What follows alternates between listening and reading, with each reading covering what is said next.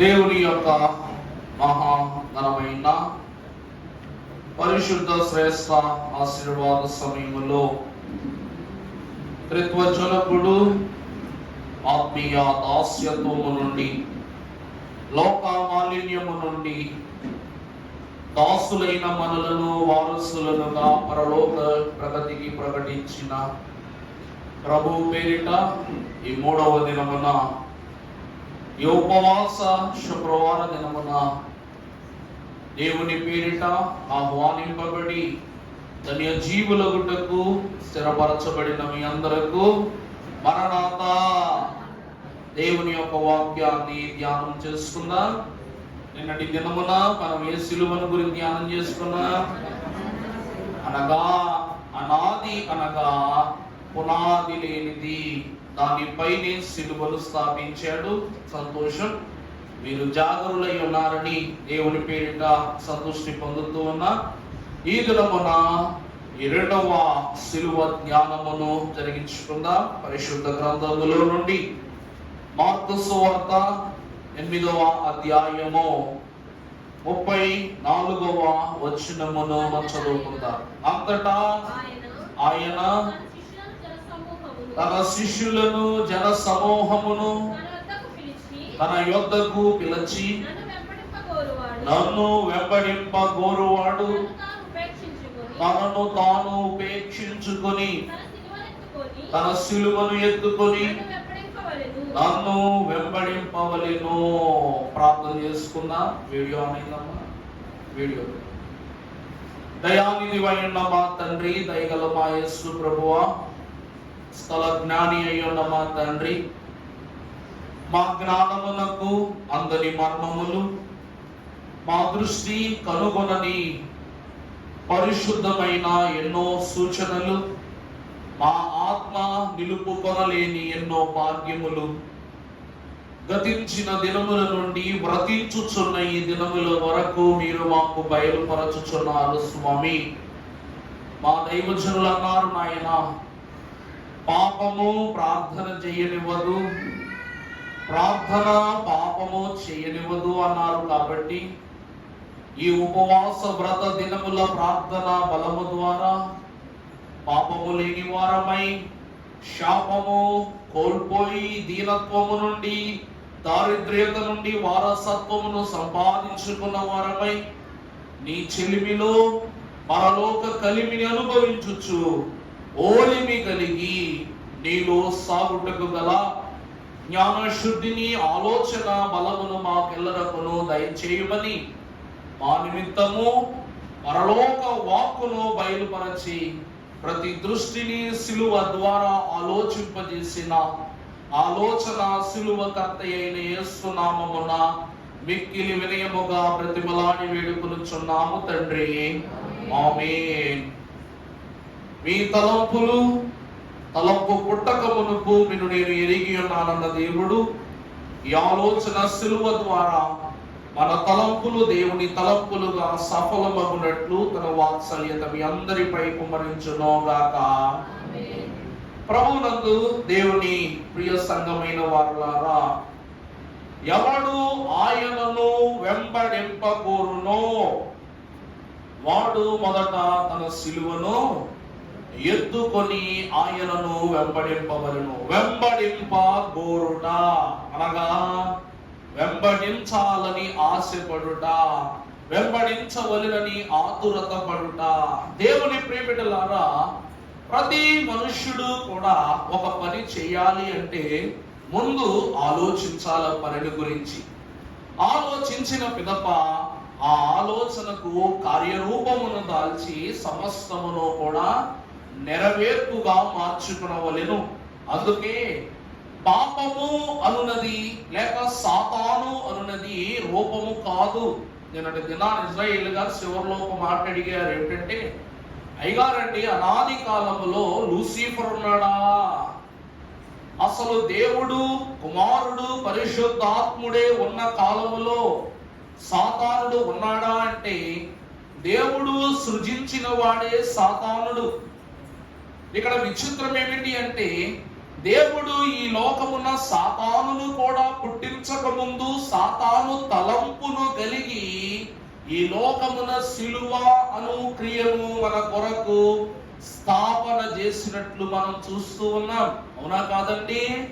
ఈరోజు మనం ఒక ఇంట్లో ఒక వస్తువు కొనుక్కుంటే ఆ కొత్త వస్తువు ఉపయోగించడం ప్రారంభించినప్పుడు మనకు ఆ వస్తువు ఎలా వాడాలో తెలియదు. ఉదాహరణకు చెప్పాలంటే ఒక కంప్యూటర్ కొనుక్కున్నామండి. ఆ కంప్యూటర్లో అమెరికా నుండి మీ పిల్లోడో లేకపోతే మీ పిల్లో ఈ కంప్యూటర్ పంపించింది. ఎందుకు? అమెరికాకి ఇక్కడికి స్కైప్ కాల్ మాట్లాడతానికి, అమ్మా నీతో వీడియో కాల్ మాట్లాడడానికి ఈ కంప్యూటర్ పంపించానంటే కంప్యూటర్ని ఏదో పిండి తీసినట్టు, పప్పు తీసినట్టు, ఉప్పు తీసినట్టు తీసేస్తారా? ఏం చేస్తారు? దీని గురించి బాగా తెలిసిన వాళ్ళు ఎవరైనా ఉంటే, నాయన ఇది ఎలా పని చేస్తుందో చూపించు నాయన కాస్తంతా, నా కూతురు పంపించింది అని మనకు తెలిసినా తెలియకపోయినా భయపడతాం. అన్నీ తెలిసినోడు వచ్చి దాన్ని ఆపరేట్ చేసినప్పుడు ఏం చేస్తాం? అమ్మో వీడు బలంగా బట్టలు నొక్కేస్తున్నాడా, దేన్నైనా కదిపేస్తున్నాడా, లేకపోతే ఇందులో ఉన్న అన్నింటినీ వాడు ఎవరన్నా తెలిసేసుకుంటున్నాడా అని భయపడతాం. అవునా కదా? ఇక్కడ సిలువనాథుడైన ప్రభువు సాతానును పుట్టింపక మునుపు సాతాను తలంపు, సాతాను యొక్క ఆలోచన ఏమిటంట? పాపము ప్రవేశపెట్టుట. పాపం అంటే ఏంటండి? తలంపు. అందుకే మనం చూసినట్లయితే ఆదాము అవ్వలను శాపగ్రస్తులను చేయవలెనని, ఆదాము అవ్వలను ఏం చేయాలనుకున్నాడు సాతానుడు? శాపగ్రస్తులను చేయవలెనని వారిలో ఏ ఆశ పుట్టించాడంట?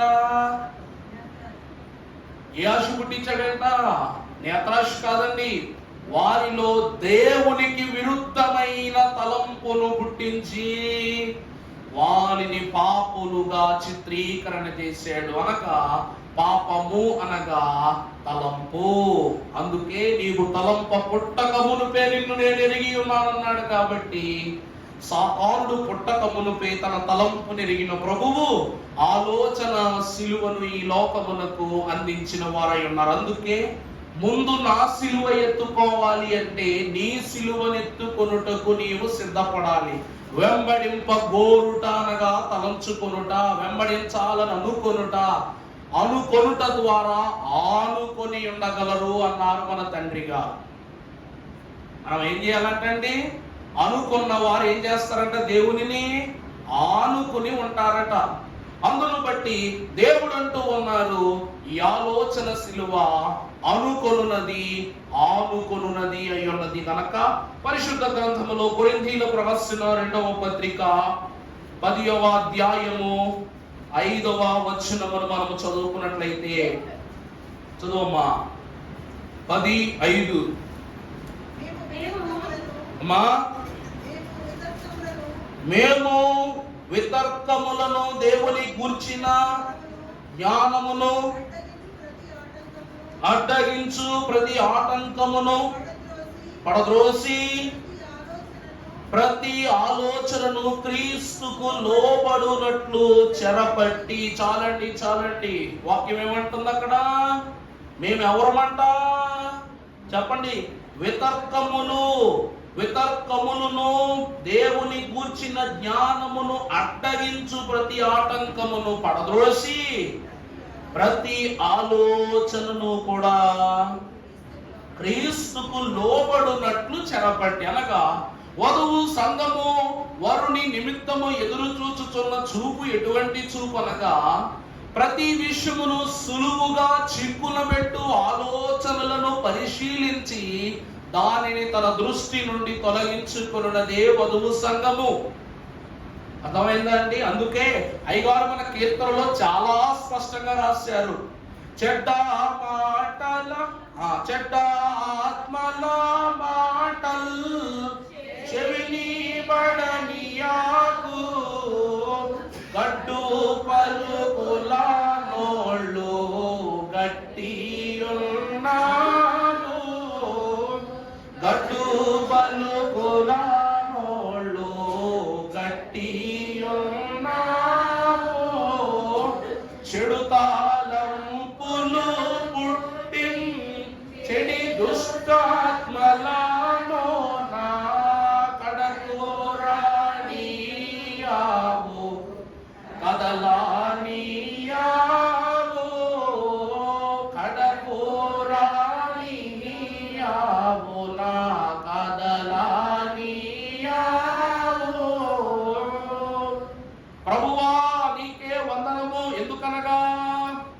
చెడు తలంపులు పుట్టించెడి దుష్టాత్మలనునా కడకు నీవు రానివ్వవు, నన్ను నీవు ఉంచిన చోటు నుండి నన్ను కదలనివ్వవు. చెడ్డ ఆత్మల మాటలు, సాతానుడు ఎవడు అంట? దుష్టాత్మ. ఆ చెడ్డ ఆత్మ ఉన్నటువంటి సాతానుడు వాడు చెడు మాటలను మనకు తెలియజేశాడు కాబట్టి ఆ ఆలోచన ద్వారా, ఆ దృష్టి ద్వారా గడ్డు పలుకులు చూసారా, దేవా నేను పాపం చేశాను ప్రభువా, నేను పండు తిన్నాను నాయన, నన్ను క్షమించు అనవలసిన వీరు ఏమంటున్నారంట? దిగంబరులమై ఉన్నాం ప్రభువా. ఏ ప్రభువుకు తెలియదా వీరు దిగంబరులో కాదు? నువ్వు పండు తిన్నావా అవమ్మా అని అంటే, ప్రభువా నేను తిన్నాను అని చెప్పడం అనేసి ఏమని చెప్తుందంట? ఈ పాము నాకు తినమని చెప్పింది, అందుకే తిన్నానని పాము మీద నెట్టేసింది. ఆదాము అవ్వమ్మ మీదకు నెడుతున్నాడు, అవ్వమ్మ పాము మీదకు నెడుతుంది. పాము ఏమో ఎవరి మీదకు నెట్టాలో తెలియక విస్మయములో ఆగిపోయిందంట. చెడు తలంపు ఏం చేస్తుంది అంటే తోసేస్తున్నట్ట. మాటలు ఏం చేస్తుందంటండి? తోసేసి గడ్డు పలుకులు పలికిస్తుందంట. ఏం పలుకులు పలికిస్తుందండి? గడ్డు పలుకులను పలికిస్తుందంట. ఈరోజు నాన్న నువ్వు నా జోబులో 100 రూపాయలు పెట్టాను తీసేవా అంటే ఏమని చెప్పాలి? తీసానని చెప్పాలి, లేకపోతే తీలేదని చెప్పాలి. అంతే తప్ప డాడీ పెద్దోడు ఇందాక నీ సట్ట మీదగా వెళ్ళాడు డాడీ. అప్పుడు ఇంటి దగ్గరికి వెళ్ళి, ఎలా పెద్దవాడా నా సొక్కాలో డబ్బులు తీసావురా నువ్వు అన్నట్టు ఈడేమంటాడు? డాడీ ఇందాక నీ ఫోను తీసుకోవడానికి జోబులో చిన్నోడు చేయి పెడితే చూశాడు డాడీ, ఆడేమైనా కొట్టేసి ఉంటాడు డాడీ, ఈడి మీద దోస్తాడు. వీళ్ళిద్దరూ కలిపి ఒకరి మీద దోసుకుని ఏం చేస్తారు చెప్పండి? తన్నులు తినేస్తారు ఇద్దరు కలిపి. ఈరోజు ఆదాము, అవ్వమ్మ, సర్పం ఈ ముగ్గురు చేసినటువంటి పని ఏమిటంటే గడ్డు పలుకులు కలిగి ఉండుట. ఎందుకంటే చెడు తలంపు పుడితే మనసులోనికి ఎవరు వచ్చేస్తారంట? చెడి దుష్టాత్మలు వచ్చేస్తాయంట. కడకే రానివ్వద్దన్న దేవదేవుని నీ మాటను మీరుట వలన కడ నుండి ఒడిలోనికి వారి హృదయమును దడిలోనికి వచ్చి వారి హృదయమంతయు కల్మషం చేసేసాయి. అందుకే సాతానుని గురించి దైవజనులు ఎప్పుడు అంటారు, ప్రభువు రోజు వచ్చి ఆదాము అవ్వలను పరిశీలిస్తున్నది, పలకరిస్తున్నది, వారి విషయమై వారిని ప్రశంసిస్తున్నది. ఎందుకు అంటే సాతాను యొక్క తలంపు ఎటు రూపములు, ఏ రూపములో వారి యొద్దకు వచ్చునో తెలియదు గనక. దేవుని సంగమైన వాళ్ళారా, ఈరోజు ఆ తలంపు ఉన్నది కాబట్టి, ఆ తలంపు కలుగును కాబట్టి ఈరోజు మనం మాట చెప్పున మన పిల్లల గురించి, ఏమండి నా కొడుకు భవిష్యత్తు ఏంటండి అని తెలుసుకోవడానికి జాతకాలు చూపిస్తాం. చాలా మంది అంటారు మా పిల్లవాడు భవిష్యత్తు ఎలా ఉంటుందో చేయి చూసి చెప్పండి, నన్ను జాతకం చూసి చెప్పండి అని చెప్తాం.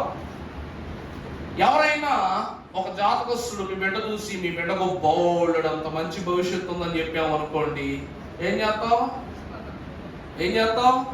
మురిసిపోతాం. బాగుంది, వాడు ఎట్లాగా వీడి భవిష్యత్తు బాగుంటుంది అన్నాడు కాబట్టి చదివించడం మానేస్తావా? చెప్పండి. శ్రీ చైతన్య 1:1లో జాయిన్ చేయడం మానేస్తావా? చెప్పండి. తిరుమల 2:2లో జాయిన్ చేయడం మానేస్తావా? మానం. ఆయన చెప్పిన ఆయన విషయాల్లో ఆనందపడతాం, వీళ్ళలా ఎలా తయారు చేయాలా అని ప్రయాసపడతాం. ఇక్కడ ఎలాగుననే నేను ఆలోచన సిలువను సాతాను తలంపు పుట్టక మునిపే నేను సృజించాను కాబట్టి, ఆ సిలువ ద్వారా ఎలాగైనా వీళ్ళకి రక్షణ అవుతుంది కాబట్టి ఈ ఆదాము అవ్వలు నేను పట్టించుకోవాల్సిన అవసరం ఉంది. వాళ్ళు పాపములో పడటం ఖచ్చితం, వారు నా చేత తృణీకరింపబడుట నిశ్చయం, వారిని క్రీస్తు రక్తము ద్వారా శుద్ధి చేయడం నిశ్చయమని ప్రతిరోజు ఆదాము అవ్వల యొద్దకు దేవుడు రావటం మానేశాడా? ఎందుకో తెలుసా అండి? జరగబోవునది ఏది అయినను కావచ్చును, కానీ ఇప్పుడు జరగవలసిన దానిని గురించి దేవుడు ఎంత ఖచ్చితముగా ఉండాలో అంత ఖచ్చితముగా ఉన్నాడట. ఆ దినమున వారు ఇరువురినే సాతాను యోచింపదలచి హతము చేయదలచి ఉన్నాడు కాబట్టి దేవుడైన యెహోవా తన తలంపును వారి యందు పరిపూర్తి చేయలేదు, శపించి వదిలేశాడంటే.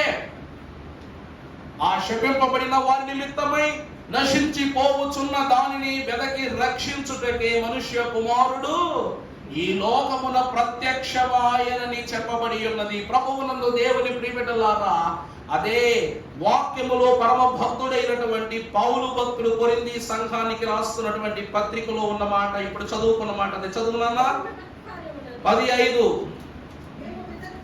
మేము వితర్కములను, దేవుని గూర్చిన జ్ఞానమును, ప్రతి ఆలోచనను క్రీస్తుకు లోబడినట్లు చెరబట్టి కనపరచినప్పుడు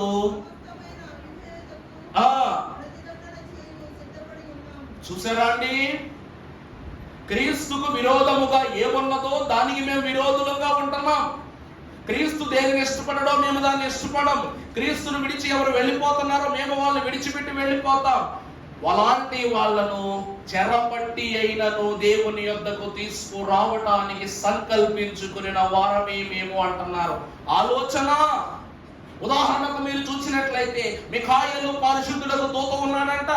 సాతానుడు మిఖాయేలు దగ్గరికి వచ్చి, ఓ మిఖాయేలు సర్వ సైన్యాధిపతి అయి ఉన్న దేవదూత గణమునకు సారథ్యుడా, నీవు నాతో చేతులు కలుపు, నేనేం చేస్తాను, నేను యెహోవా అంతటి ఘనమైన దేవుడనై ఉన్నాను గనక నీవు నాతో చేతులు కలిపితే ఆ సింహాసనము మీద మనమిద్దరము అధికారము చేయవచ్చు అన్నాడు. అవునా? మిఖాయేలు విడిచిపెడతాడని ఎలా అనుకున్నాం? సాతానుడు వెళుతూ వెళుతూ ఒకడే వెళ్ళిపోయాడా? అనేకమైన దూతలను తనతో లాక్కుని వెళ్ళిపోయాడు. అందుకే పరమ భక్తుడైన హానోకు తన యొక్క పని క్రమమును ముగించుకుని తిరిగి గృహమునకు వస్తుండగా భార్యకి చెప్పాడంట, అమ్మాయి నేను వెళ్తున్నాను పనికి అని చెప్పి వెళ్ళాడంట. సాయంకాలం భర్త వస్తాడేమో అని చెప్పేసి అన్ని కూడా పనులు చక్క పెట్టుకుని భర్త కోసం ఇంటి దగ్గర ఎదురు చూస్తుంది. కానీ హనోకు రావటంలా, రాకపోయేసరికి ఏమైంది ఏమైంది ఏమైంది అనుకుంటే హనోకు ఏమైపోయాడంట, దేవునితో నడుచుకుంటూ వెళ్ళిపోతున్నాడంట. అడుగు అడుగు వేసుకుంటా పరలోకం దాకా వెళ్ళిపోయాడంట. ఈ అడుగు అడుగు ప్రయాణములో ఆనాడు సాతానుడు వెలివేసిన, మిఖాయేలు పారద్రోలి వేసిన వేలాది దూత గణములను అక్కడక్కడ పడియుండుట, చీలిక పడియుండుట పరమ భక్తుడైన హానుకు చూశాడంట. అందుకే మనకు తెలిసిన మహా అయితే మనకు గట్టిగా తెలిసిన ప్రధాన దూతల పేర్లు గట్టిగా అయితే 10 మనకు తెలిసి, పుస్తకాల్లో ఉన్నాయి అయితే మహాబలంగా అయితే 60. కానీ 600 ప్రధాన దూతల యొక్క క్లుప్త చరిత్ర రోమ్ దేశంలో, పోర్చుగల్ కంట్రీలో ఉంది. గతంలో కూడా మీకు చెప్పాను నేను. ఆ దేశంలో నేను పని మీదగా ఒకసారి కాంట్రాక్ట్ పని మీద వెళ్ళినప్పుడు ఎయిర్పోర్ట్ ఫ్రంట్ అనగా ఎయిర్పోర్ట్ ఎంట్రీ నుండి వరుసగా పోర్చుగల్ దేశంలో ఒక కోణము చివరి వరకు కూడా ఈ స్టాట్యూస్ ఉంటాయి. మేము అనుకున్నాం ఆ దేశం అంటే కళాఖండాలకు ప్రతీతి, టూరిజంకు మెయిన్ స్పాట్.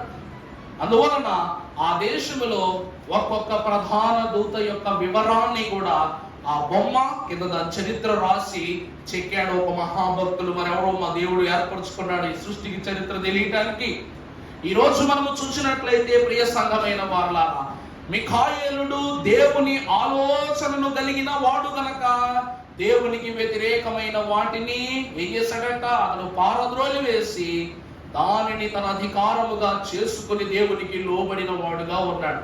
అసలు ఆలోచన సిలువ ద్వారా మనకేమిటండి మేలు అనే మాటను మనం ఒక్కసారి చూస్తే ప్రియులారా, పరమ భక్తుడైన యిర్మీయా అంటున్నాడు 17వ అధ్యాయము 9వ వచనము, హృదయము అన్నిటి కంటే మోసకరమైనది, అది ఘోరాతి ఘోరమైన వ్యాధి గలది, దానిని గ్రహింపగలవాడు ఎవడు.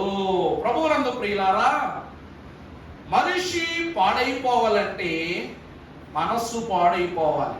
మనిషి పాడైపోవాలంటే ఏం పాడవ్వాలండి? మనస్సు పాడైపోవాలి.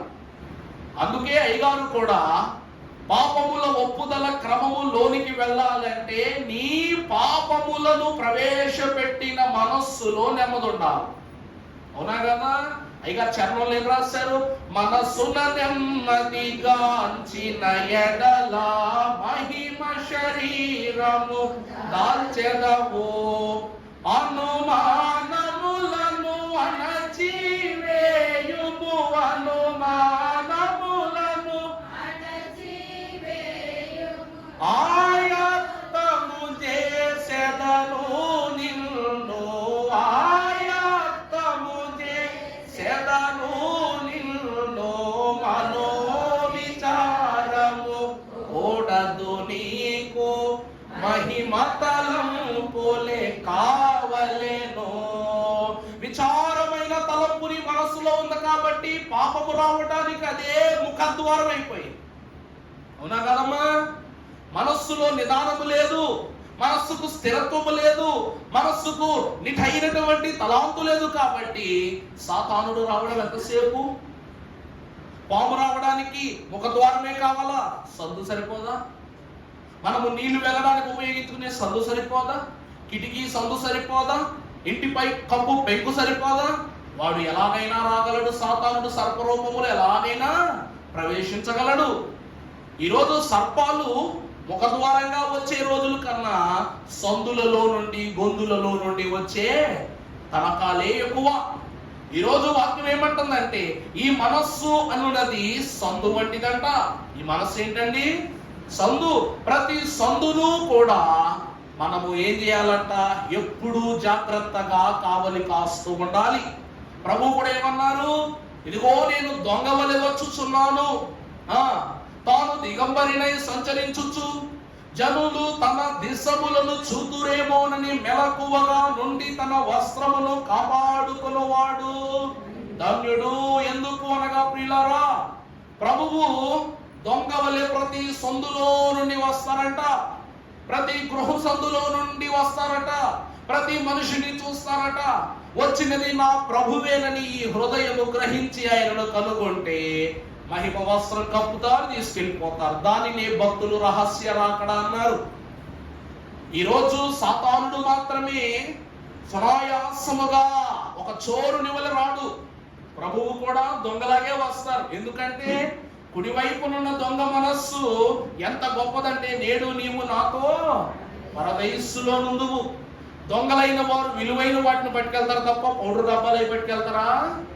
విలువైన దొంగగా విలువైన ప్రభువును అతడు పొందుకున్నాడు. కాబట్టి విలువైన సంఘమును హత్తుకుని ఎత్తుకుని వెళ్ళుటకు ప్రభువు కూడా దొంగవలే మనకు ప్రత్యక్షమవుతారంట. ప్రభువునందు ప్రియులారా, ఎందుకు అంటే ఈ హృదయం అన్నిటి కంటే మోసకరమైంది కాబట్టి, ఇది ప్రభువును చూడనివ్వదు కాబట్టి, ప్రభువు వైపు మలనివ్వదు కాబట్టి, ఇది ఘోరాది ఘోరమైన వ్యాధి గలది. దీనిని గ్రహించేవాడు ఈ లోకంలో లేడు. కాబట్టి హృదయం అంటే ఏంటి? మనస్సు. మనసులోకి ఏమొస్తాయి? మంచి ఆలోచనలు, లేకపోతే చెడు ఆలోచనలు. అంతే కదండి? అసలు సరి చేయవలసినదే ఇది. ఈ సరిచేయవలసిన ఆలోచన స్థితులను ఆలోచన శిలువ ద్వారా ప్రభువు జరిగించాలని ఆశపడుతున్నాడు కనుక పరిశుద్ధ గ్రంథములో ఈ దినమున ఆలోచన శిలువ ద్వారా మనము తెలుసుకొనబోయే వాక్య సత్యమును ధ్యానం చేసుకుందాం. కీర్తనల గ్రంథం 90వ అధ్యాయము 8వ వచనం చదువుకుందాం. నా దోషములను నీవు నీ ఎదుటనే ఉంచుకొని ఉన్నావు, నీ ముఖ కాంతిలో నా రహస్య పాపములు. చాలండి. ఈ మనస్సు లేక ఈ ఆలోచన ఏం చేస్తుందంట? రహస్యమైన పాపాలు చేస్తుందంట. ఈరోజు ఇలా తడుముకున్నాం అనుకోండి, ముఖం జిడ్డుగా ఉందో లేదో తెలుస్తుంది.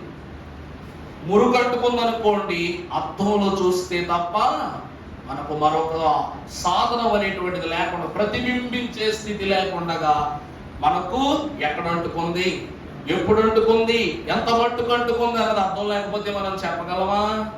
ఇప్పుడు నేను ఎదురుగా వచ్చాను, అమ్మాయి నీ ముఖం మీద ఏదో చిన్న నలకలు అంటుకున్నాయేమో తుడుచుకున్నాం అనుకో, ఏం చేస్తారు?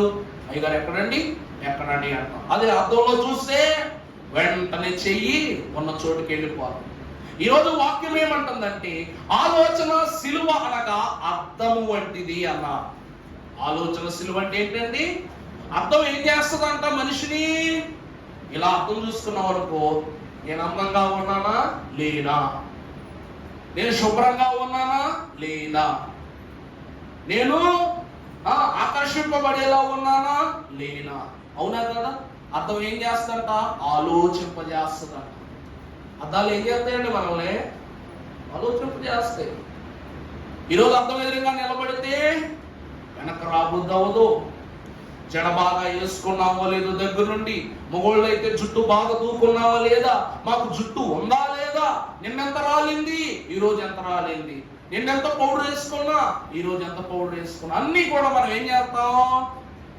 నిన్న కంటే ఈ రోజు ఇంకా ఇంకా కొత్తగా తయారవ్వాలని అర్థం ఎదురుగా గంటల సమయం గడుపుతాం కదా. అర్థం మనిషిని ఏం చేస్తాడండి? ఆలోచింపజేస్తుంది. ఈరోజు యేసు క్రీస్తు ప్రభువు ముఖము కూడా ఆయన ముఖమును చూచిన అంతయు సరి అవుతుంది. కాబట్టి ప్రభువు యొక్క ముఖము వైపు చూడగానే మన రహస్య పాపాలు అనగా మన కంటికి కానరాని ఎన్నో కాని పాపములన్నీ ఏమైపోతున్నాయంట? మన కంటికి స్పష్టతరం అవుతున్నాయి. చదువుతలి మాట వల్ల నీ ముఖ కాంతిలో తర్వాత నీ ఉగ్రతను భరించుచు. చూసారా? ఈ రహస్య పాపముల ద్వారా మనము ఏమి పొందుకుంటున్నాము అంటే శోధన.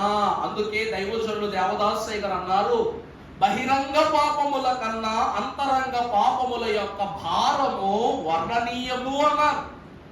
ఈ అంతరంగ పాపములనగా రహస్యమైనవి, మరుగు చేయబడనివి, మరుగుగా మిగిలిపోయినవి, అవి అవగతము కానివి గనుక ప్రభు అంటున్నారు, ఎవడు నన్ను వెంబడింపగోరునో, ముందు నా సిలువ ఎత్తుకోవడానికి సిద్ధపడినా ఓ విశ్వాసి, ముందు నీ సిలువను వెతుకో, నీ రహస్య భారాన్ని నువ్వు భరించు, శ్రమను నువ్వు సహించు, శోధింపబడు, శ్రమపడు అని ప్రభువు ముక్త కంఠముతో భక్తాళికి చెప్తున్నారు. కారణం ఏమిటంటే ఉగ్రత, రానయున్న ఉగ్రత.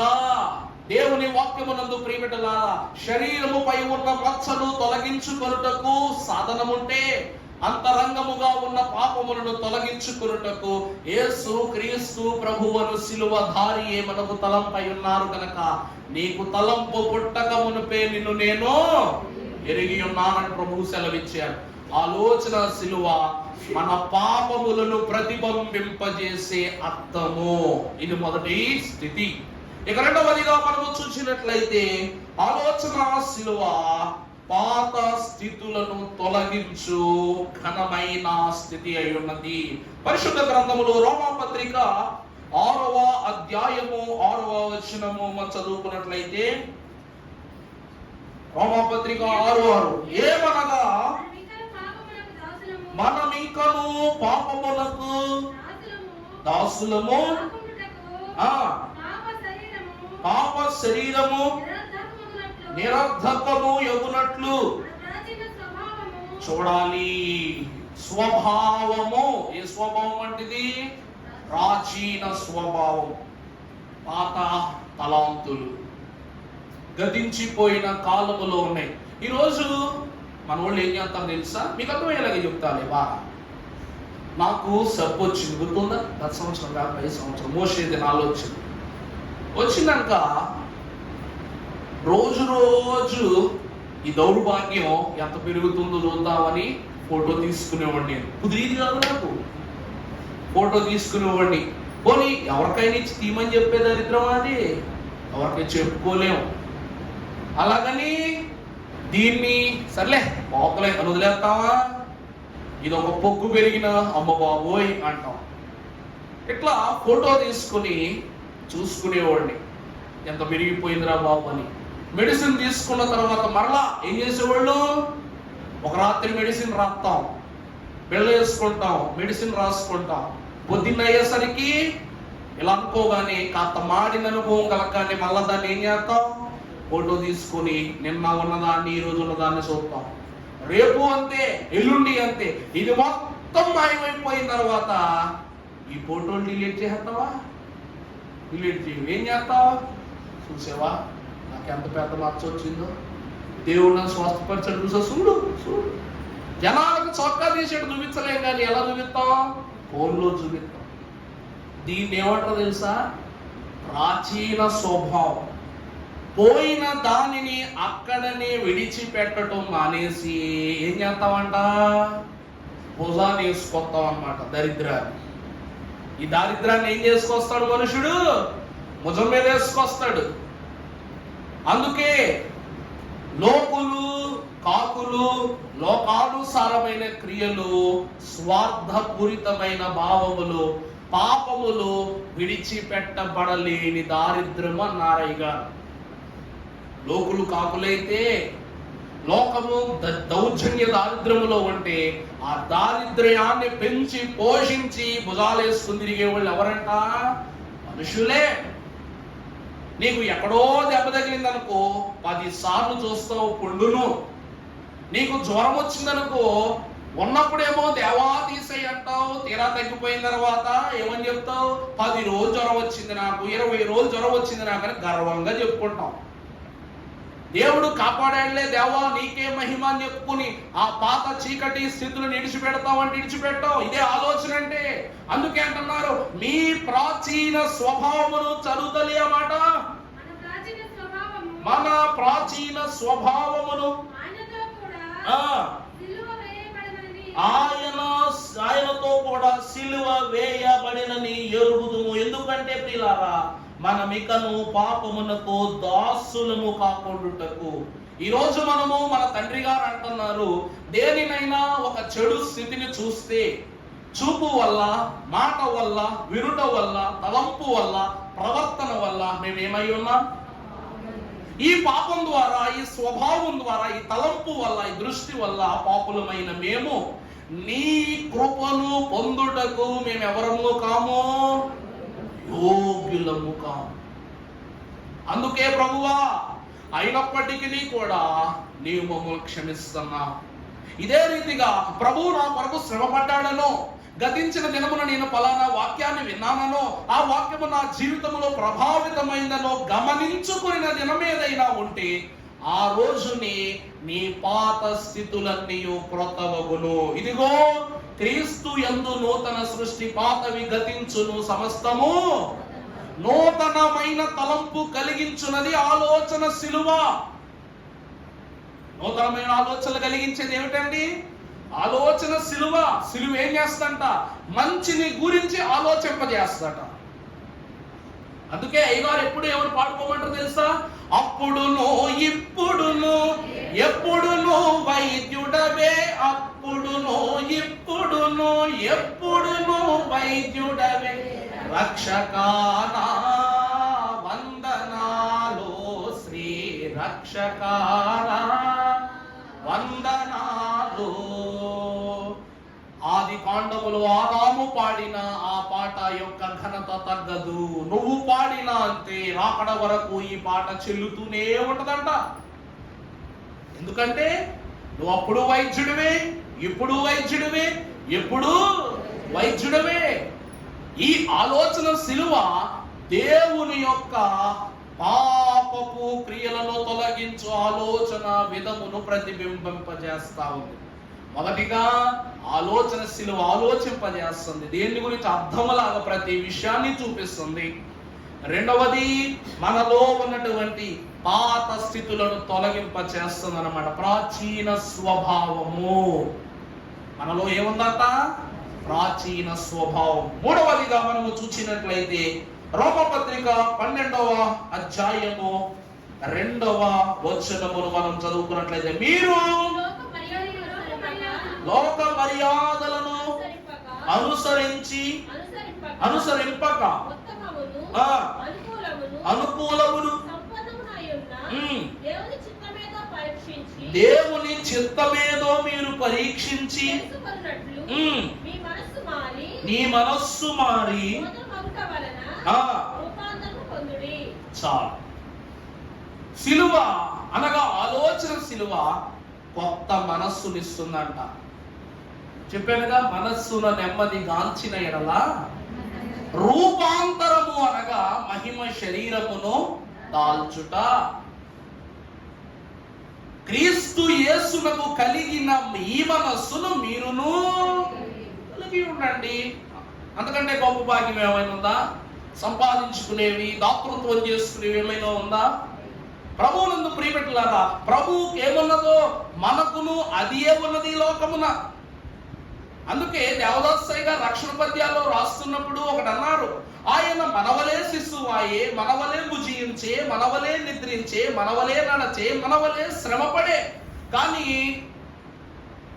మనవలే పాపము జీవితాన్ని గ్రహించలేదు, మనవలే లోకముతో బాంధవ్యమును ఏర్పరచుకొనలేదు, మనవలే దేవుని యొక్క విసర్జన పరిస్థితులలో ఆయన పాలిభాగస్థుడు కాలేదు, మనవలే శ్రమను విసర్జించి పాపమునకు దాసుడు కాలేదు. తేడా ఎక్కడొచ్చిందబ్బా అంటే అన్నీ మనలాగే చేశారు, కానీ మనము చేయకుండా ఉందామనుకున్న పనులన్నీ ప్రభువు చేసి చూపించారంట. అందుకే ఆయన మానవునిగా పుట్టి దేవమానవ రూపమును ధరించుకున్నాడంట. ఆయన అలా పుట్టారంటండి, మానవుడు శ్రమను పొందక మనిషి ఎక్కడ దెబ్బైపోతాడు, ఎక్కడ తడబాడిపోతాడంటే శ్రమ వచ్చినప్పుడు తడబడిపోతాడంట.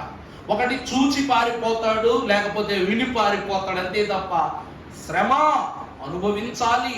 అది నా కొరకే ఇవ్వబడిన శ్రమ కాబట్టి శ్రమల యందే సంతోషించుమని ప్రభు అన్న మాటను బట్టి, శ్రమ పెట్టడం అంటే కొండమోయమని చెప్పడు దేవుడు. ఈ లోకంలో పాపం కంటే బరువైంది ఏదీ లేదు, గుండె కోత కంటే బరువైనటువంటి భారము ఎక్కడా లేదు. దేవదాసయ్య గారు పలుమార్లు చెప్తూ ఉన్నారు, ఏమిటో తెలుసా, నువ్వు పాపాన్ని విడిచిపెట్టవు, పాపం నిన్ను విడిచిపెట్టవు.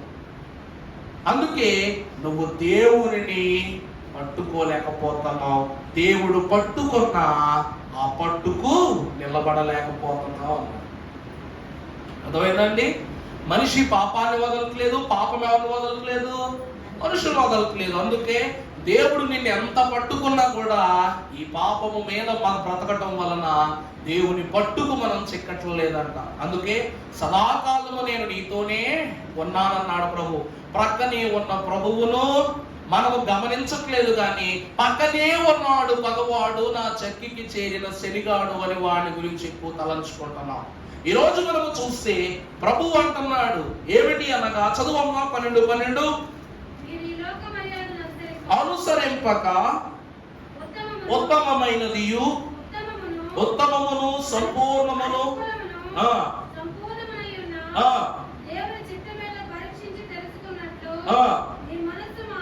మీ మనస్సు మారి క్రొత్తదగుట వలన మీరేం పొందుకోండి, రూపాంతరం పొందుకోండి. ప్రభువునందు దేవుని ప్రియమిత్రులారా, ఆలోచన సిలువ క్రొత్త మనస్సునిస్తుంది. అందుకే ఈ క్రొత్త మనస్సుతో మనం అందరం కలిపి పాట పాడదామా? నా రుణము తీర్చిన నా దేవా నా ప్రభువా, నీ రుణము తీర్చగలనా, నీవు నా ఋషివై బోధించి నా బదులు చనిపోయి నా వాణి మరువగలనా, నీవు నా ఋషివై బోధించి నా బదులు చనిపోయి నా వాణి మరువగలనా. చూసారా, ఈ 3 సిలువలు కూడా మనిషిని ఆలోచనలో పెడతానయ్యండి. ఏమిటంటే, నా రుణము తీర్చిన నా దేవా నా ప్రభువా, నీ రుణము నేను తీర్చగలనా. ఇది ఆలోచన కదా, నువ్వు ఆలోచిస్తున్నావు ప్రభు గురించి. ఎందుకంటే నువ్వు నా ఋషివై నాకు బోధించి నా బదులు చనిపోయి నావని నేను మరిచిపోగలనా, నా ఆలోచనలోను నిన్ను తీసేయగలనా? ప్రభువునందు దేవుని ప్రియమిత్రులారా, అదే భక్తుడు అంటున్నాడు, క్రొత్త మనస్సు అనగా క్రీస్తులో పొందిన మనస్సు. క్రొత్త నిబంధన అనగా క్రీస్తు ఏర్పరచిన నిబంధన. అసలు క్రొత్త నిబంధన అనే పదమునకు మూలమెవరు? యేసుక్రీస్తు ప్రభు. వాక్యం అంతటికి కూడా పాత కొత్త అన్నది ఎందుకు లభించింది అంటే, బిఫోర్ క్రైస్ట్ ఆఫ్టర్ క్రైస్ట్ అనేటువంటి మాట ఎందుకు వచ్చిందంటే, క్రీస్తు లేకుండగా నిబంధన పరిపూర్ణం కాదు. క్రీస్తు లేకుండగా మనస్సులో నూతనమైన తలంపులు పుట్టవు. క్రీస్తు లేకుండగా మనలో పాపము అని శోధన స్థితి పరిహారము ఒకట అసాధ్యము గనక క్రొత్త మనస్సు ఇచ్చువాడు యేసుక్రీస్తు ప్రభువే. 4వదిగా మనము చూస్తే పరిశుద్ధ గ్రంథములో యెషయా గ్రంథము 26వ అధ్యాయము 3వ వచనం చదువుకుంటే, ఎవని మనస్సు నీ మీద ఆనుకొనునో వానిని నీవు పూర్ణ శాంతి గల వానిగా కాపాడుదువు. ఎలాగనగా అతడు నీ యందు విశ్వాసముంచి ఉన్నాడు. ప్రభువునందు ప్రియబిడ్డలారా, దేవుని యొక్క వాక్యాన్ని మనము చూసినట్లయితే యెషయా మహాభక్తుడు మనకు మంచి ప్రవచనాన్ని రాసి పెట్టి ఉంచాడు. ఆ ప్రవచనాన్ని మర్చిపోవడం అంటే అబ్బే ఊపిరి వదిలేయడంతో సమానమే. ఏలయనగా మనకు శిశువు పుట్టెను, మనకు కుమారుడు అనుగ్రహింపబడును, అతని భుజాలపై రాజ్యభారం ఉండును, అతడు ఆశ్చర్యకరుడు, ఆలోచన. అర్థమైందా? ఆయన ఎవరంట? సిలువ అను ఆలోచనకు కర్త యేసుక్రీస్తు ప్రభువు. అసలు క్రీస్తు పుట్టలా, పరిపూర్తి అవలా, కాలం మారలా, ఈ లోకములో కన్య మరియ జనించలా, యోసేపు పుట్టలా, నిబంధన ప్రారంభమవలా, అసలు ఏమీ లేవు. కానీ యెషయా మహాభక్తుడు ఏమంటున్నాడు? ఏలయనగా మనకు శిశువు పుట్టెను. దేవుని వాక్యం అంటుంది క్రిస్మస్ పండుగ అనగా క్రీస్తు నీ తలంపులో పుట్టటమే. ఆ తలంపు నీలో ఉంటే ప్రతిరోజు క్రిస్మస్ పండగే. క్రీస్తు మన కొరకు శ్రమపడెను, ఆ తలంపు నీ మనస్సులో ఉంటే ప్రతిరోజు కూడా నీకు ఏ శుక్రవారం? శుభ శుక్రవారం అనగా గుడ్ ఫ్రైడేనే. క్రీస్తు ప్రభువు పునరుద్ధారుడై లేచిన తలంపు నీ మనస్సులో ఉంటే నీకు ప్రతి దినము ఈస్టర్ పండుగే. అవునా కాదా? దేవదాసయ్య గారు అన్నారు, ఈ 3 విషయాలు ఎంత గొప్పవో రాకడ సంఘమై ఉన్న మనకు కూడా అనుకోవాలంట. నేనే ప్రభువు వచ్చు నన్ను కొను వాడే ధన్యోడు, ప్రభువు కూడా మేఘా మెక్కి వెళ్ళకుండా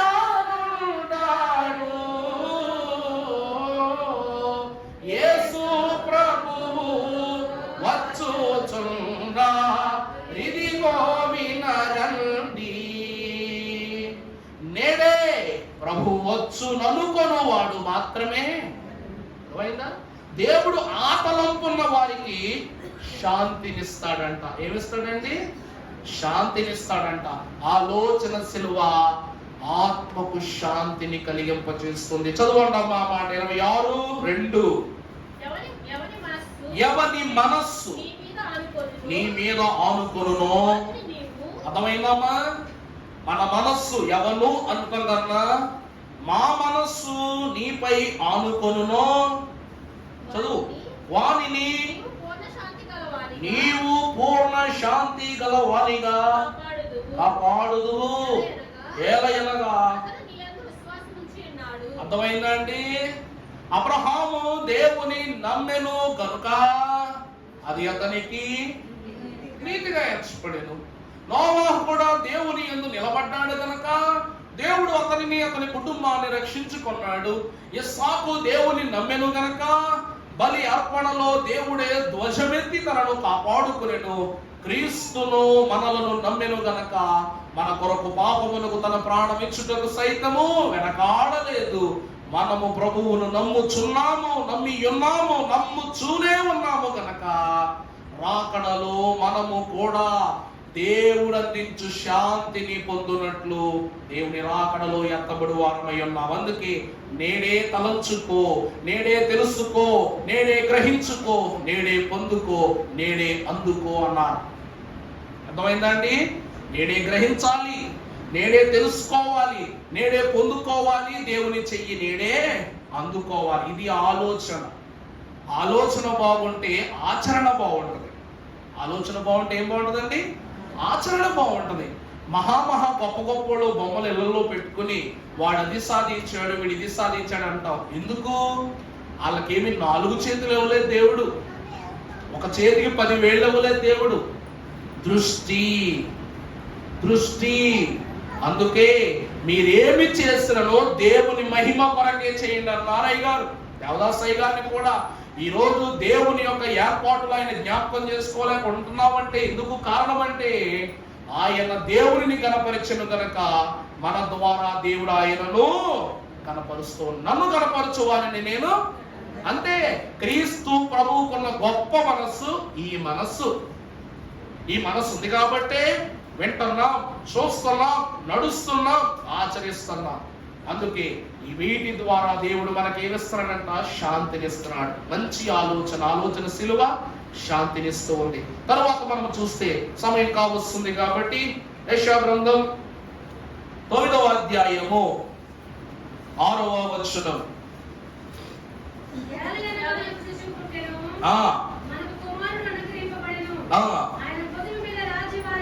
ఆయన భుజముల మీద రాజ్యభారముండును. ఆయన ఆశ్చర్యకరుడు, ఆలోచనకర్త,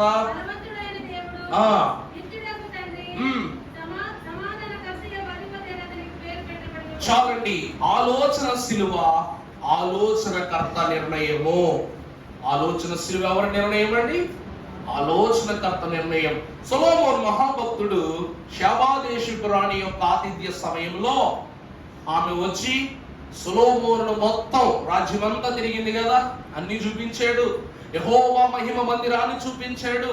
ఆ ప్రకాశితమైన ఆ విధానమును, ఆ పద్ధతులను, దేవుని ఎదుటను కనపరిచే బలి అర్పణలను, ఆరాధనను చూపించినప్పుడు అవన్నీ చూసి ఆశ్చర్యపడిపోయిన ఈమె వెళ్ళిపోతుందంట, సొలొమోను కంటే గొప్పవాడు ఇక్కడ ఉన్నాడు అందంట. అందుకే సామెతల మహాభక్తుడు సామెతల గ్రంథము 8వ అధ్యాయము 14వ వచనములో ఆలోచన చెప్పుటయు లెస్సైన జ్ఞానమునిచ్చుటయు. ఇప్పుడు అర్థమైందండి? సొలొమోను జ్ఞానంతో నేను రాజులను గెలిచాను, దేశాలను గెలిచాను, సైన్యాలను గెలిచానని గర్వాంధుడైపోయాడు. అలాంటి వాని యొద్దకు షాబాదేశపు రాణి అనే ఒక సాధనాన్ని యెరూషలేముకు పిలిపించటానికి దేవుడు సొలొమోనుకు ఆలోచన ఇచ్చాడంట. నిజమా కాదా చెప్పండి? నేనే తెలివైనోడిని అనుకున్నాడు, మీటింగ్ పెట్టాడు. నీకంటే తెలివైన ఆమె నేను ఒక చోట చూశాను, ఒక పక్షి కబురు పట్టుకొచ్చింది. ఆ కాలంలో రాజులందరూ కూడా పావురం కాళ్ళకి పత్రం కట్టేసి పంపించేవారు. అందులో ఉన్నటువంటి సందేశాన్ని చూసుకుని ఇది యుద్ధమా, సంధ, ప్రకటన లేక కనువిందా అనేటువంటి విషయాలు విశ్లేషణ చేసుకునేవారు. ఈ షాబాదేశపు రాణిని యెరూషలేముకు పిలిచాడు. యెరూషలేముకు వచ్చి సొలొమోను ఔన్నత్యాన్ని తెలుసుకోలేదామె. సొలొమోను జ్ఞానమునకు ఆధారమై ఉన్న దేవుని గురించి ఆమె తెలుసుకుంది. వెళుతూ ఆ దేవుని మహత్యాన్ని గురించి చెప్తూ, సొలొమోను నీకంటే గొప్పవాడు ఇక్కడ ఉన్నాడు, నువ్వు కాదు గొప్పవాడివి. ఎందుకంటే ఆలోచన చెప్పుటయు లెస్సైన జ్ఞానం. నువ్వు ఇప్పుడు ఏ జ్ఞానాన్ని గురించి విర్రవీగిపోతున్నావో ఆ జ్ఞానం ఇచ్చింది ఎవరు? నీకు దేవుడు. నువ్వు అడిగితే గాని ఆ జ్ఞానం నీకు రాలా, దేవుడు ఇచ్చాడు. కాబట్టి ఆ జ్ఞానము నీకు దేవుడిచ్చిన బహుమానం. ఇది నీ సొంత ఘనత కాదు. అందువలన లెస్సైన ఆలోచన చెప్పుటయు జ్ఞానం ఇచ్చు ఎవరి వశము? యెహోవా వశమనగా, నా వశమనగా దేవుని వశము. అందుకే అతడు అంటున్నాడు 19వ అధ్యాయము 21వ వచనం కూడా చదువుతల్లి. సామెతలు 19. అమ్మా, నరుని హృదయములో ఆలోచనలు అనేకములు పుట్టును, కానీ యెహోవా యొక్క తీర్మానమే లేక యెహోవా యొక్క ఉద్దేశం. తీర్మానం అంటే ఏంటండి? యెహోవా యొక్క తీర్మానం అనగా తలంపు లేక ఉద్దేశము లేక నిర్ణయము మాత్రము ఏమైనది? స్థిరముగా నిలుచును. ఈ సమయాన్ని నువ్వు ఇదే చేయాలని మనం అనుకోమంట. ఎవరు నిర్ణయిస్తారు? దేవుడే నిర్ణయిస్తాడు. అందుకే జ్ఞానమును చూచి అతిశయించువాడు జ్ఞానము వలన ఏమైపోతాడంట? అవమానింపబడతాడట. ఒకని జ్ఞానమును చూచి అతిశయించువాడు ఆ జ్ఞానము మూలముగానే నశించిపోవును. ఒకడు తన ఎత్తును చూసి అతిశయించువాడు ఆ ఎత్తు వలనే హతమైపోవును. ఒక యుద్ధం జరుగుతుందంట. అందులో కుంటి సుబ్బారావు అనేటువంటి ఒక తోటమాలి ఉన్నాడంట. ఈ తోటమాలి ఏ చోట అతనికి ఉద్యోగం రాకపోయేసరికి అతన్ని రాజదర్బారుకు తీసుకుని వెళితే అతనికి ఒక పని అప్పు చెప్పారంట. ఏమిటంట? నేను ఏ పనైనా చేస్తానండి అని వచ్చాడంట. తీరా అక్కడ చాలా మంది పని వాళ్ళు రాజు యొద్దకు వచ్చి నిలబడగానే ఆ రాజు చెప్పడం ప్రారంభించగానే ఈ కుంటి సుబ్బయ్య అనేటువంటి ఈ పిచ్చి పనివాడు ఏం చేస్తున్నాడంట? రాజు ఏదో మాట్లాడుతున్నాడు, నాకు ఎలాగా పని దక్కేది లేదు, మూల కూర్చుని వెళ్ళిపోదాం అనుకున్నాడంట. వెళ్ళిపోదాం అనుకునేసరికి రాజు చెప్పాల్సిన విషయాన్ని చెప్పేస్తే ఎవరు ఈ పనికి వస్తారు అనగా నేను ఎవడో చెయ్యెత్తుతూ లేదంట. అప్పుడు ఈ కుంటి సుబ్బయ్య ఏం చేస్తున్నాడు? ఏం వినలేదు కాబట్టి అంతే దబేల్మని చెయ్యెత్తాడంట. ఎవరికి ఈ పని నచ్చలేదేమో, బహుశా నాకైతే ఈ పని ఖచ్చితంగా కావాలి, ఎవరు కూడా ఈ పని చేయడం రాదేమో, ఏదైతే చేసి పడేద్దామని చెయ్యెత్తాడంట. ఎత్తితే వెంటనే ఈ కుంటి సుబ్బయ్యకి ఒక చేతికో బల్యాన్ని ఇచ్చి చేతికో లాంతరిచ్చి రాజు గారి కొబ్బరి తోటలో కాపలా కాయమని పంపించారంట. వీడేం చేస్తున్నాడంట? కొబ్బరి తోటలోకి వెళ్ళి పాటలు పాడుతూ ప్రతి కొబ్బరి చెట్టు దగ్గరికి వెళ్ళి కూర్చుంటున్నాడు, లెగుతున్నాడంట.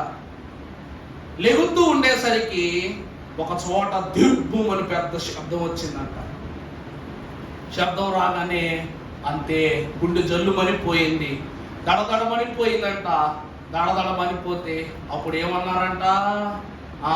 ఆ దారి గుండా వెళుతున్నోడు బయటకు వచ్చేసాడంటే, ఈ శబ్దం విని కొబ్బరి తోటలో బయటకు వచ్చేసాడంటే. వచ్చేస్తే అప్పుడు వాడెవడో దారంటే వెళ్తుంటే, ఒరే సుబ్బయ్య ఇక్కడ ఏం చేస్తున్నావురా నువ్వు అంటే, రాజుగారు నాకు ఈ తోట కాపలా చూసుకోమని అప్పచెప్పారా అంటే, వీడు అన్నాడంట, ఓరు పిచ్చి మూలకం, ఊరోళ్ళందరూ ఈ కొబ్బరి తోట చూసి వెళ్ళిపోతుంటే నువ్వు పెద్ద మొగోళ్ళగా వచ్చేసి ఇక్కడ నిలబడ్డావేంట్రా, అసలు ఇక్కడ ఏముందో తెలుసంట్రా నీకు అన్నాడంట.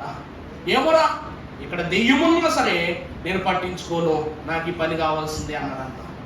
ఒరే దెయ్యాలు గియ్యాలు లేవు కానీ ఈ తోటలో ఒక ఎలుగుబంటి ఉందిరా, ఆ ఎలుగుబంటి కొబ్బరి చెట్లు ఉన్న కాయలన్నీ తినేస్తుంది.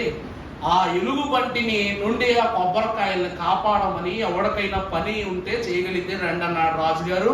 నీకు చెవులే ఉన్న మైకి వచ్చిపోయినాయా, అక్కడికి ఎందుకు రా ఒప్పుకున్నావంటే అంతే. వెంటనే వీడి గుండె కొబ్బరి తోట ఎదురుగానే పడిపోయిందంట. అంతే. ఈ పని కానీ సక్రమంగా చేయకపోతే రాజుగారు చంపేస్తాడు, లోపలికి వెళ్తే ఎలుగుబంటి చంపేస్తుంది. ఇంకేమన్నాడో తెలియక సచ్చేది ఎలాగైనా ఒకటే కదా అని ఏం చేశాడంట? మన శాంతినంతా విడిచిపెట్టి భయాన్నంతా కూడగట్టుకుని ఆ బల్యాన్ని వణుకుతూ ఈ లాంతర పట్టుకుని వణుకుతూ లోనకి వెళ్ళిపోయాడంట. వెళ్ళిపోయి ఎక్కడ కూర్చున్నా భయం వేస్తుంది వీడికి. చెట్ల మీద ఉంటాయి ఎలుగుబంటి, ఎంతసేపు ఈజీగా ఎక్కేస్తుంది చెట్టు. అంతే, ఎక్కడ కూర్చున్నా సరే ఈ ఎలుగుబంటి ఎక్కడికి వచ్చి పడద్దు జాగ్రత్తగా అన్ని చూసుకుంటూ ఆ చివరున్న చెట్టు కాడకి వెళ్ళిపోయి కూర్చున్నాడంట. వీడి కర్మ ఏంటంటే ఆ ఎలుగుబంటి ఆ చెట్టు మీదే ఉంది. లాంతర కింద ఎట్టాడు, బల్లెం పక్కన కూర్చాడు. వీడు అలా కూర్చుని దేవా దేవా అని భయపడుతున్నాడంట. దవేలు మందు కేసిందంటే ఎలుగుబంటి. అంతే, ఆ బల్లెం గుచ్చుంచాడు కదా, దానిపైన పడి ఆ రక్తపు సుక్కల మీద పడగానే గుండె ఆగిపోయినట్టు అయిపోయి అక్కడే స్పృహతో పడిపోయాడంట. పడిపోతే పొద్దున్నే ఈడున్నాడు చచ్చిపోయాడు చూద్దామని జనాలందరూ అక్కడికి వచ్చారంట. వచ్చి చూస్తున్నారు, రే ఈ కుంటి సుబ్బయ్య గారు చచ్చిపోయాడేమో, పదండ్రా ఈ ఎలుగుబంటి తినేస్తుంటే ఎముకలెట్టుకొద్దాం, లేకపోతే అది తీసుకొద్దాం అని వెళ్ళారు. వెళ్తే ఆ ఎలుగుబంటి బల్యాన్ని గుచ్చుకుని ఎలాడుతుంది. వీడేమో కొబ్బరి చెట్టు మీద సేపెట్టు పడుకున్నాడు. వీడేదో పెద్ద మొనగాళ్ళలాగా పెద్ద ధైర్యవంతుల్లాగా ఎలుగుబంటిని చంపి దాని పక్కన ఎలా పడుకున్నాడో చూడని ఆశ్చర్యపోయిన వాళ్ళందరూ ఎలుగుబంటిని ఈ కుంటి సుబ్బయ్యని తీసుకొని రాజు దగ్గరికి వచ్చారంట. రాగానే ఎంతటి ధైర్యశాలిని నేను ఎక్కడా చూడలేదని రాజు ఆనందపడిపోయి వీడు ఉద్యోగానికి ప్రమోషన్ ఇచ్చి సైన్యాధిపతి చేశాడంట. ఒకరోజు యుద్ధం వచ్చింది. యుద్ధం వస్తే ఎలుగు బంటికి వెళ్ళిపోయినోడు వీడు యుద్ధం ఏం చేస్తాడు? సుబ్బయ్య, నీ మీదే నా ప్రాణం పెట్టుకున్నానయ్యా, యుద్ధము నీదే, మనం యుద్ధం యెహోవాదంటావు. ఇప్పుడు రాజు ఏమంటున్నాడు? యుద్ధం నీదే, చెలరేగిపో, ఎలుగు బంటిని వచ్చిన నీకు, చంపిన నీకు ఈ మనుషులు ఒక లెక్క కాదు కాబట్టి వెళ్ళు, చూసుకుని వెళ్ళిపో అన్నాడంట. రాజు మాట్లాడుతున్నప్పుడు కళ్ళు ధైర్యంగా ఉన్నా కాళ్ళు ఉడికిపోతున్నాయి ఈడికి. అంతే, వెంటనే రథాలు రెడీ చేస్తున్నాడు, సైన్యాన్ని రెడీ చేస్తున్నాడు, ఆయుధాలు రెడీ చేస్తున్నాడు. అన్నీ బాగానే ఉన్నాయి, కానీ వీడు మాత్రము యుద్ధములు పరిగెట్టడానికి కష్టపడి ఒక ముసలి గుర్రాన్ని దగ్గర పెట్టుకున్నాడంట. ఎందుకంటే మంచి బలమున్న గుర్రం అనుకో, అనగానే దబేరుని వెళ్ళిపోతుంది. ఫస్ట్ వెళ్తే ఫస్ట్ చచ్చిపోతాం. అదే ముసలి గుర్రం అనుకో, అడుగోటి వేసేలోపు యుద్ధం అయ్యేదాకా అది పరిగెడతానే ఉంటది. కాబట్టి ఏం చేశాడంట? ఈ ముసలి గుర్రాన్ని దగ్గర పెట్టుకున్నాడంట. సైనికులాగా దాడి చేయండి అన్నాడంట. యుద్ధంలో వీళ్ళందరూ వెళ్ళిపోతున్నారు. వీడు గుర్రం అడుగు వేస్తుందంట. అడుగు వేస్తుంటే వీడు ఆలోచించింది ఒకటి, సైన్యం ఆలోచించింది ఒకటి. అవతల పక్కోళ్ళు వాళ్ళు అవతల వైపు నుంచి ముట్టడి చేసుకుంటూ వస్తున్నారంట.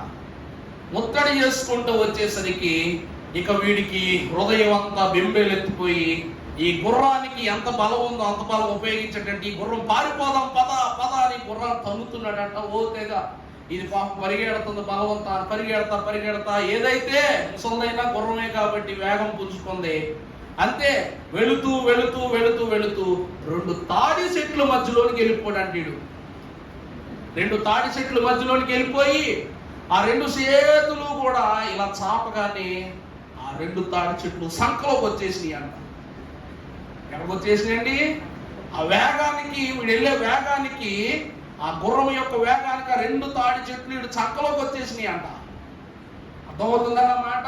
మీకు అర్థమయ్యేలా చెప్పాలంటే, స్పీడ్గా వెళ్తున్నప్పుడు ఏదైనా ఒక బ్యాగ్ ఇలా పట్టుకోండి, ఇలా వేలుతో లాగానే వచ్చినట్టు వచ్చేస్తుంది. మీకు అర్థం కాలేదని నేను చెప్పిందమ్మా.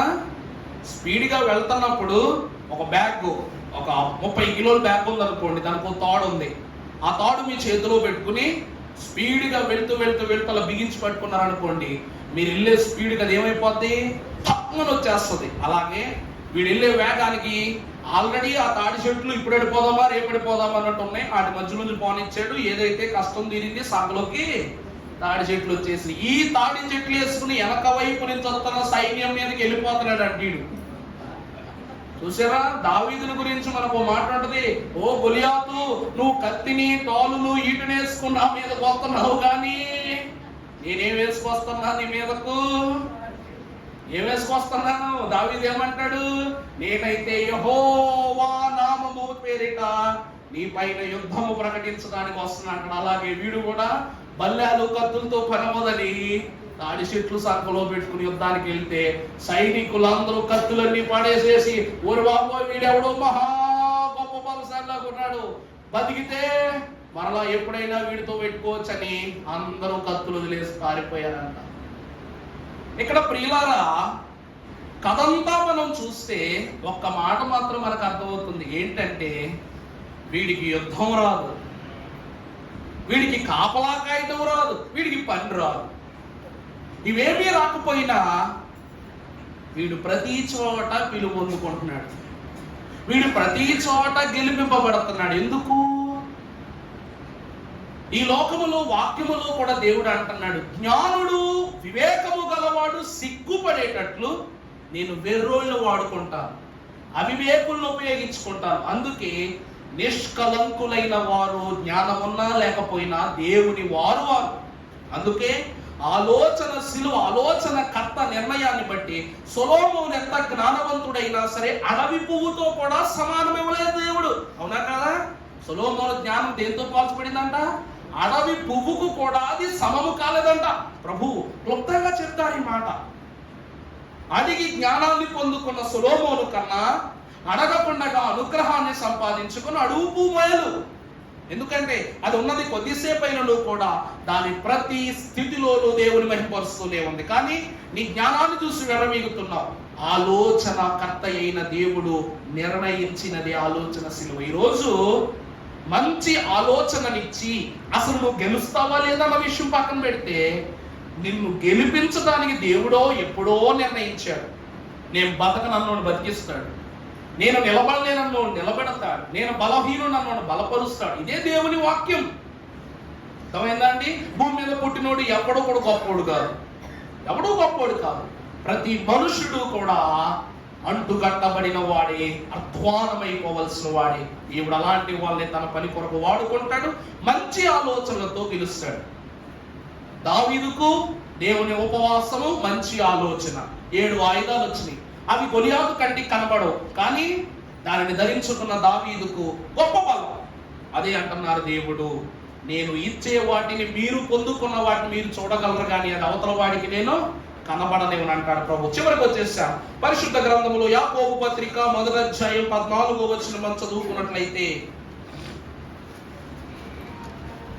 యాకోబు పత్రిక అమ్మా, ప్రతి వాడును తన స్వకీయమైన దురాశ చేత ఏడవబడి చాలండి. ప్రభువు ఆ దురాశ గర్భము ధరించి పాపమును కనగా పాపము పరిపక్వమై. దేవుని ప్రియబిడ్డలారా, ఆలోచన సిలువ దురాలోచనను పాపములో నుండి లెస్ అయిన ఆలోచన యగు పరిశుద్ధతలోనికి మనలను నడిపించే శక్తినిస్తుంది. నా మాట అర్థమైందండి? ఆలోచన సిలువ ఏమిస్తుందంట? పాపములో ఉన్న వాని ఆలోచన సరిచేసి పరిశుద్ధమైన తలంపులు ఇస్తుంది. అందుకే పరిశుద్ధుని చేసి నీ వరములు దయచేసి నీ పరిశుద్ధ సన్నిధిని చూపించు నా పౌరమా వినుమా అన్నారు. ఇక్కడ దురాశ అంటాం కన్నా దురాలోచనలు కూడా అనొచ్చు. ఈ దురాలోచన గర్భము ధరించి దేనికందంట? పాపము కందంట. ఈ పాపము పరిపక్వం అనగా ఈ ఆలోచన పెరిగి పెరిగి పెరిగి ఏమైపోయింది? చివరికి మరణమైపోయింది. మంచి ఆలోచన లేకపోతే పరిస్థితులు, దాని ద్వారా వచ్చేటువంటి ఇబ్బందులు కూడా అలాగే ఉంటాయి. ప్రతి ఒక్కరము కూడా మహాభక్తుడైన సొలొమోను అంటాడు, నాయనా ఒక్కడు లేడు, నీతిమంతుడు ఒక్కడు లేడు. ఈ లోకమున వాను చేయించున్న క్రియలను బట్టి అతిశయించుచున్నారు తప్ప యెహోవా యందు అతిశయించువాడు ఒక్కడును లేడు. అందుకే ప్రియులారా, దేవుని వాక్యం అంటుంది, దురాశ పాపము పరిపక్వమై మరణాన్ని కన్నది గనక మత్తయి సువార్తలో 5వ అధ్యాయం 28వ వచనంలో యేసు ప్రభువు ఈ మాట చెప్తున్నారు. చూడండి 5:28. ప్రభువు మనతో చెప్పుచున్నది ఏమనగా,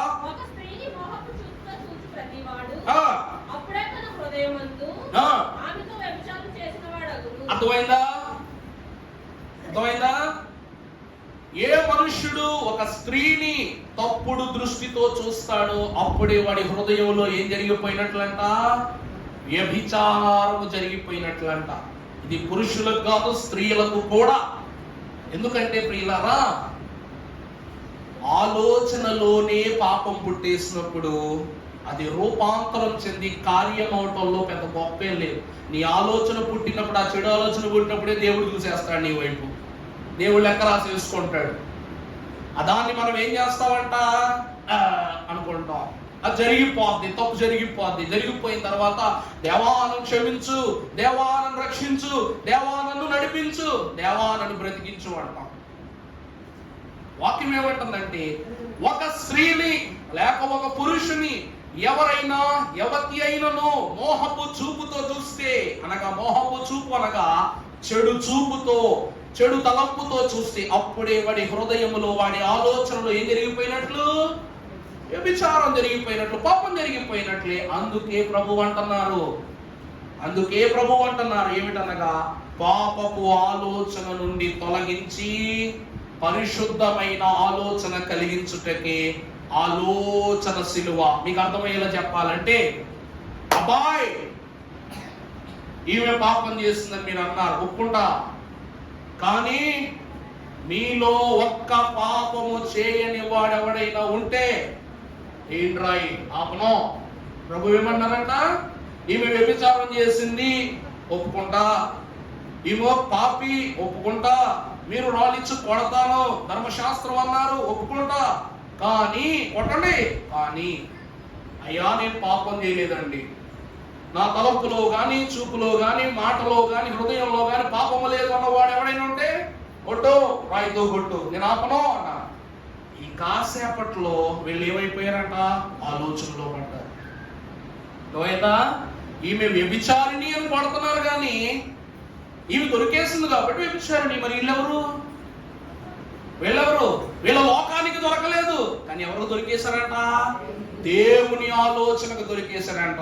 రాయెత్తగలిగారా? ఈమె దెబ్బ తిని ద్రోహి అయితే వీరు దెబ్బ తినని ద్రోహులు. దేవుని చేత దెబ్బ కొట్టబడిన ద్రోహులందుకు ఆలోచన సిలువ ఏమిస్తుంది అనగా పాపిని పరిశుద్ధం చేస్తుంది.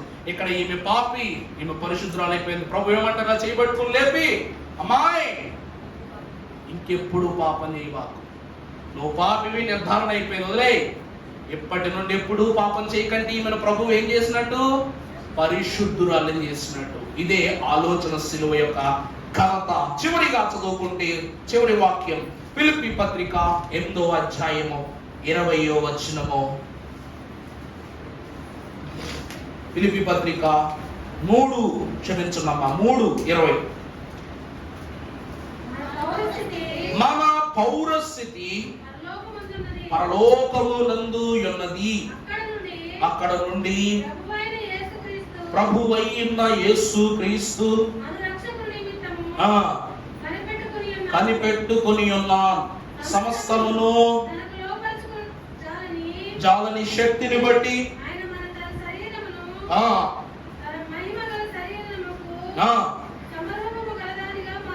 మార్చును. ప్రభువునందు దేవుని ప్రియబిడ్డలారా, వాక్యం అంటుంది మన పౌరస్థితి లేక మన పౌర హక్కు ఎక్కడుంది? పరలోకమందు ఉన్నది. అక్కడ నుండి ప్రభువైన యేసు క్రీస్తు రక్షకుని నిమిత్తము మనం ఏం చేసుకుంటున్నాం? ఆలోచన సిలువ కనిపెడుతుందంట దేవుణ్ణి. ఆలోచన సిలువ ఏం చేస్తాండి? సిలువలో ఏం చేస్తాంట? ఆ సిలువలో ప్రభువు చూశారు కాబట్టి మగ్ధలేని మరి ఏమైందంట? 3వ రోజున ప్రభువు తప్పక లేస్తారు అని ఏం చేసి కనిపెట్టుకుందంట సమాధి వద్ద.